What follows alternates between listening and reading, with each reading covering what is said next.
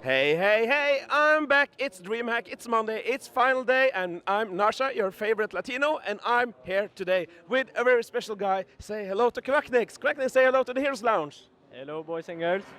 So, we have you here now. It's how many hours? Like 5 hours or something until the grand final. Everything is coming down to that, and you have taken the time to speak with us. Thanks a lot, and how are you feeling? You must be extremely excited. I mean, I'm very nervous, but also super excited, and yeah, just wish for the best. Yeah, you've had a great showing so far this tournament, and let's just jump straight into that. EU has seemed really good this tournament, and we haven't usually been like it's not usual for us to look this strong with the Korean overlords and stuff. What do you think is the reason for EU suddenly looking so strong? Like, are the other regions just slacking, or?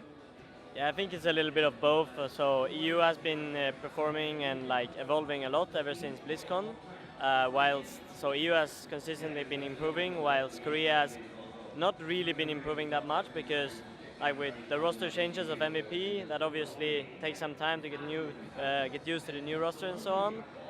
Whilst L5 is, I mean, two of the players are retiring after this event, so they haven't really been practicing for this event. As they should. So like, yeah, obviously they haven't been putting too much work into the game, trying to improve as EU has, and you know, we're at their level or even above their level. But I think if they kept practicing, they would probably be a bit ahead, most likely. And I think if EU even manages to win this tournament, I think they're gonna want revenge on BlizzCon anyways. Yeah, that may be a good motivation for them because I think what you're saying it makes a lot of sense. Like we see them when they play, the buttons, the mechanics are still awesome. It's just it doesn't seem as prepared as they probably should. And do you think also like the HEC region for Europe, it's looking really strong. It's packed with a lot of good teams. I guess that also is kind of the reason that the EU teams, like you can't slack even though you've been like one of the top teams in Europe for a long time because the teams they're chasing you.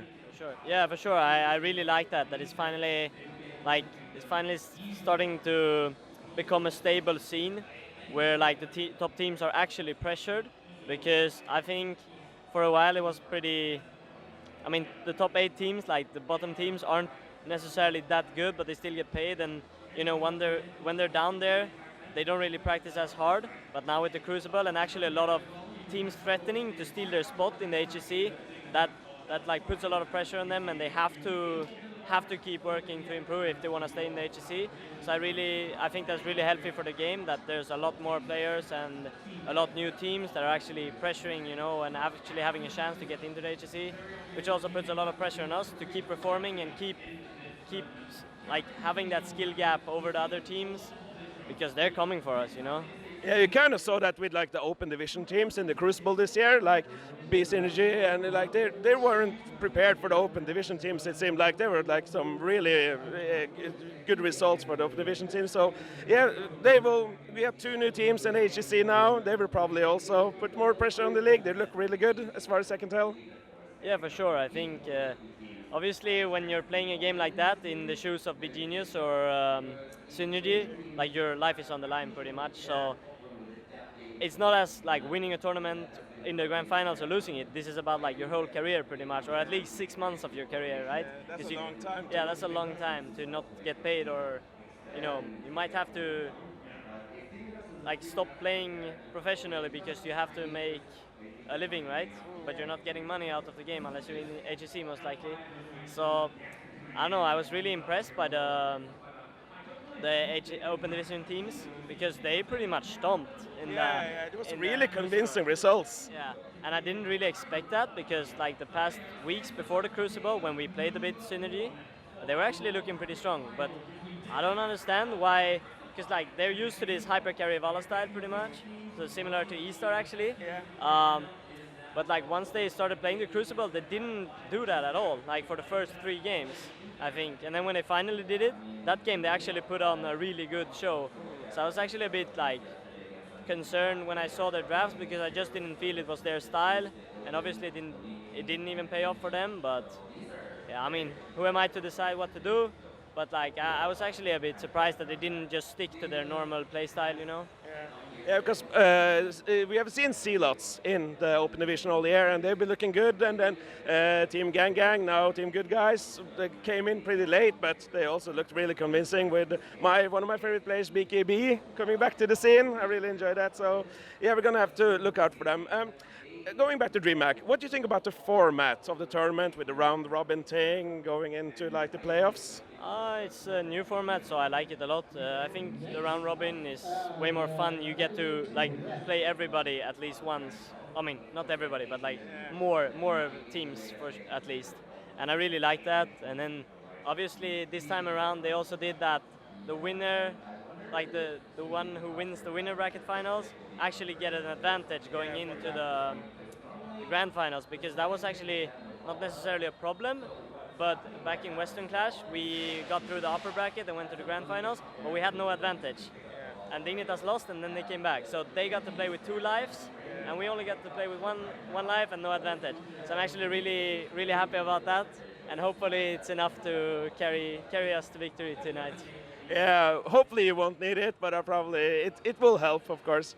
Have you seen anything that like surprises you from like during the tournament? The meta evolves, of course, and we're starting like to see a lot of similar heroes in the drafts now. There are some heroes that get picked all the time. Is there anything that has surprised you? I'm actually a bit surprised on how highly like Vala hypercarry has been. I mean, I was always expecting, like Korea and like Asian teams in general have always been playing that Vala hypercarry style, right? But I expected E-Star to like be the only one who pretty much did it. But like both MVP and L5 were catching on that trend as well and playing that quite a bit.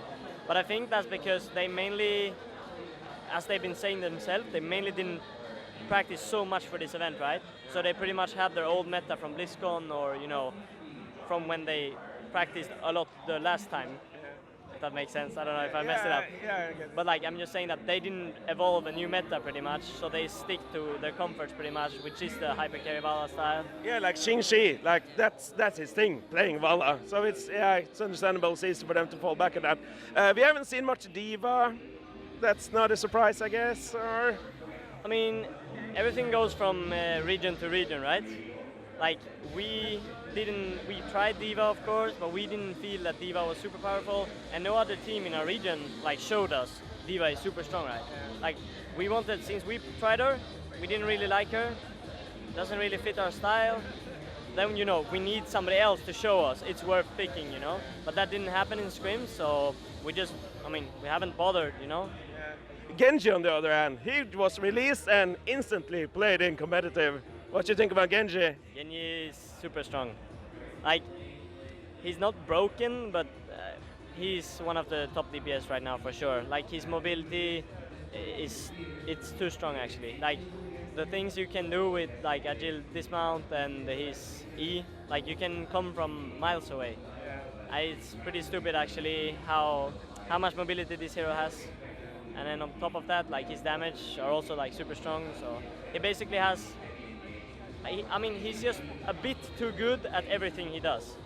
And like just having this mobility creates so many opportunities. And like with Anub and like Turel and stuff like this, so like dive heroes in the meta, it's really easy to capitalize on. Yeah, see, we're gonna let you go now, prepare and get ready for maybe the most important game of your life. Yeah, just before we go, L5 versus Dig. It's gonna be playing behind us right now. Who is gonna meet you in the grand final? I mean, okay, so I want Dignitas to do good for EU Pride, right? But I don't want Dignitas to come back and beat us. Yeah. That would be the nightmare. So I actually think I want L5 to win, just because I think we have higher chances of beating them actually. Because I think us drafting versus them will be pretty similar to us drafting versus E-Star. I'm very confident in finding a way in patterns to draft around them and making sure we get to play our meta, and they will be forced to adapt to us, which it has been looking like throughout almost the entire tournament, that like the Koreans has slowly but surely like adapting to the EU meta. Yeah. So I feel more confident going up against L5, and I wouldn't be as disappointed when I see Swoy lift that trophy, because Swoy is Bay. But I don't want to lose to Dignita. That's all I can say. Yeah, I get it. Are we going to see more Chen? Maybe. Maybe. Either way, it's going to be really, really hype. We're so looking forward to it. Thanks a lot for taking the time to talk to us, and good luck. Thank you so much. Thank you so much.